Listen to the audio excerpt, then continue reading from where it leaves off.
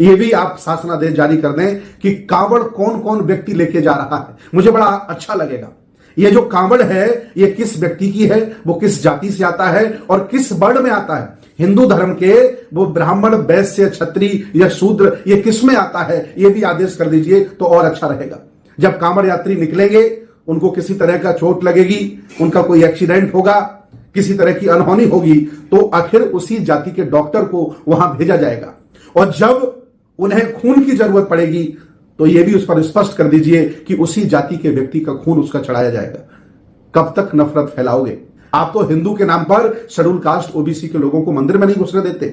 जाने कितनी जगह आपने बोर्ड लगाया है कि इस मंदिर में शूद्र प्रवेश नहीं कर सकता। कैसा आपका धर्म, कैसा आपका हिंदुत्व? ये फर्जी बहाना तब तक आपका चलेगा जब तक भारत की जनता जागरूक नहीं हो जाती। बाज आओ नफरत फैलाने वालों, जिस दिन 100 करोड़ आबादी देश की जाग गई उस दिन यह तय हो जाएगा कि आप कम हो या ये कम है। स्पष्ट ये करिए कि जितने भी कांवड़ लेके जा रहे हैं वो अपना नाम और धर्म लिखें, और धर्म हिंदू नहीं, वर्ण लिखवाइए, ब्राह्मण, वैश्य, क्षत्रिय और शूद्र लिखवाइए। तब आपको समझ में आएगा कि आखिर तुम्हारे साथ खड़ा कौन है और किसकी आप गर्दन काटने पर तुले हो, किसकी आप पैर काटना चाहते हो।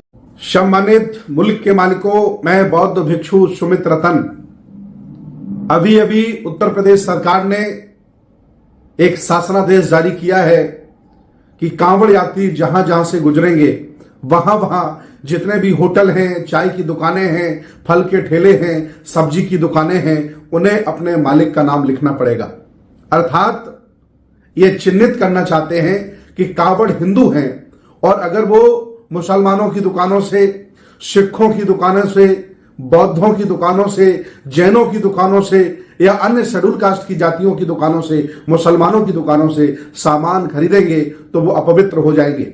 वैसे भी चातुर्वर्ण व्यवस्था में ब्राह्मण, क्षत्रिय, वैश्य को श्रेष्ठ माना गया है, शूद्र सेवा के लिए बना है, और अछूत वो व्यवस्था से बाहर कर दिया गया है। मैं आपको बताना चाहता हूं, ये जो शासनादेश है ये मानवतावादी आंदोलन के खिलाफ है। ये बुद्ध, फुले, साहू, अंबेडकर, कबीर, नानक की जो मानवतावादी सोच थी उसके खिलाफ है। और जो लोग देश में विज्ञानवादी, तर्कवादी, मानवतावादी सोच रखते हैं, या जो धार्मिक लोग हैं, जो मानवतावादी हैं, जो जातिवाद, छुआछूत, भेदभाव के खिलाफ काम करते हैं, उन पर यह कुठाराघात है। यह शासनादेश योगी सरकार का, मुजफ्फरनगर पुलिस का संविधान के खिलाफ है। संविधान आर्टिकल 15 में यह स्पष्ट लिखा है कि भारत के नागरिक को कोई भी काम, व्यापार करने का पूरा अधिकार है, उसके साथ भेदभाव नहीं किया जा सकता। लेकिन मुजफ्फरनगर की पुलिस, योगी सरकार जानबूझकर के जातिवाद और छुआछूत फैलाना चाहती है। मैं आपको बताना चाहता हूं, पूरी दुनिया आगे निकल गई, ये लोग अभी भी धर्म, जाति, जातिवाद, छुआछूत की राजनीति करना चाहते हैं, जबकि भारत की जनता ने इनको बुरी तरह से नकार दिया है, बहुत बुरी तरह से इनको हराया है। फिर भी ये लोग जबरदस्ती जातिवाद, छुआछूत फैलाना चाहते हैं। मैं चाहता हूं यह शासनादेश बहुत ही मानवता के खिलाफ है, यह शासनादेश भारत की जनता के खिलाफ है, यह शासनादेश कह सकते हैं कि पूरी व्यवस्था के खिलाफ है। इस शासन के साथ साथ ये भी आप शासनादेश जारी कर दें कि कांवड़ कौन कौन व्यक्ति लेके जा रहा है, मुझे बड़ा अच्छा लगेगा। ये जो कांवड़ है ये किस व्यक्ति की है, वो किस जाति से आता है और किस वर्ण में आता है, हिंदू धर्म के वो ब्राह्मण, वैश्य, क्षत्रिय या शूद्र, ये किस में आता है, ये भी आदेश कर दीजिए तो और अच्छा रहेगा। जब कांवड़ यात्री निकलेंगे उनको किसी तरह का चोट लगेगी, उनका कोई एक्सीडेंट होगा, किसी तरह की अनहोनी होगी, तो आखिर उसी जाति के डॉक्टर को वहां भेजा जाएगा।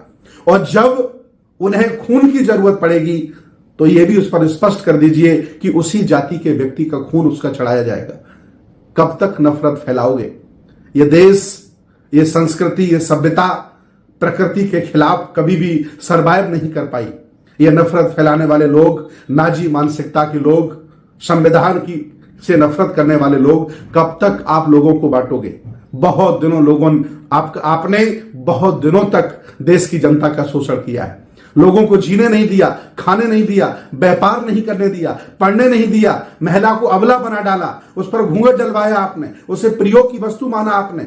वो तो बुद्ध, साहू, फुले, अंबेडकर की विचारधारा के लोग हैं।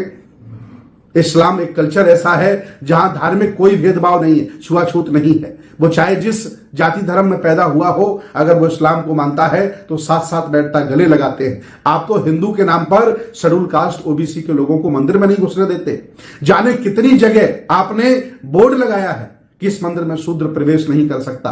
कैसा आपका धर्म, कैसा आपका हिंदुत्व? ये फर्जी बाना तब तक आपका चलेगा जब तक भारत की जनता जागरूक नहीं हो जाती। बाज आओ नफरत फैलाने वालों, जिस दिन 100 करोड़ आबादी देश की जाग गई, उस दिन यह तय हो जाएगा कि आप कम हो या ये कम है। और ये बांटने की जो आपकी राजनीति है, ये लंबे समय तक चलने वाली नहीं है। इसलिए आप संविधान के खिलाफ कोई काम नहीं कर सकते, आप मानवता के खिलाफ कोई काम नहीं कर सकते। इंसानियत से बड़ा कोई धर्म नहीं है, मानवता से बड़ा कोई धर्म नहीं है, और आप उसके खिलाफ भी ये काम कर रहे हैं। अधिकार है सबको चाय बेचने का, अधिकार है सबको फल बेचने का। क्या जरूरत है नाम लिखने की? मैं पूछना चाहता हूं, जिसका नाम गुड्डू होगा, मुन्ना होगा, छोटू होगा, उसको कैसे तय करोगे ये किस धर्म का आदमी है? ये नाम तो मुसलमानों में भी पाए जाते हैं, ये नाम तो हिंदुओं में भी पाए जाते हैं। आप स्पष्ट ये आदेश करिए कि ठेले पे नाम नहीं बल्कि धर्म भी लिखवाइए, और स्पष्ट ये करिए कि जितने भी कामड़ लिखे जा रहे हैं वो अपना नाम और धर्म लिखें, और धर्म हिंदू नहीं वर्ण लिखवाइए, ब्राह्मण, वैश्य, क्षत्रिय और शूद्र लिखवाइए। तब आपको समझ में आएगा कि आखिर तुम्हारे साथ खड़ा कौन है और किसकी आप गर्दन काटने पे तुले हो, किसके आप पैर काटना चाहते हो। इस शासनादेश के मैं खिलाफ हूं, सख्त खिलाफ हूं, और मैं चाहता हूं कि जिंदा जागरूक लोगों को, विज्ञानवादी लोगों को, संविधानवादी लोगों को, मानवतावादी लोगों को मुखर इसका विरोध करना चाहिए। याद रखना, अच्छाई लंबे समय तक टिकती है, बुराई लंबे समय तक नहीं टिकती। और याद रखना, अगर बुरे कार्यों का अच्छे लोग विरोध करना बंद कर देते हैं तो स्थापित भी हो जाती है। इसलिए विरोध करना हमारी नैतिक जिम्मेदारी है। आओ हम इस शासनादेश के खिलाफ लड़ें और इसको वापस लेने पर मजबूर करें। धन्यवाद।